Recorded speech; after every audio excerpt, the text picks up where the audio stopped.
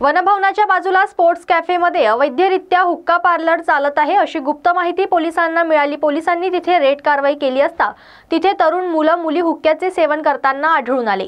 त्यानुसार पोलिसांनी हुक्का पार्लरवर कारवाई केली। पुढील तपास पोलीस करीत आहे। काल संध्याकाळी आम्हाला गोपनीय माहितीद्वारावर माहिती मिळाली, वनभवनच्या बाजूला वेअर हाऊस स्पोर्ट्स कॅफे आहे हिंगणा टी पॉइंट जवळ, तिथे अवैधरित्या हुक्का पार्लर चालतो म्हणून।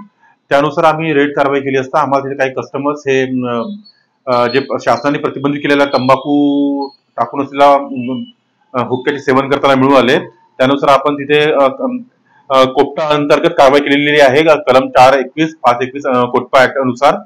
त्यामध्ये जो कोटपा मालक आहे हर्ष नारंग, तसेच त्याचे इथे दोन त्याचं काम करणारे इसम चैतन्य एरकुंटवार आणि बिट्टू मरकाम, हो तिथे काही कस्टमरला हुक्का आलेले आहेत। सर्व हे बालिक होते, त्यांना आपण योग्य सूचना देऊन त्याला सोडलेले आहे।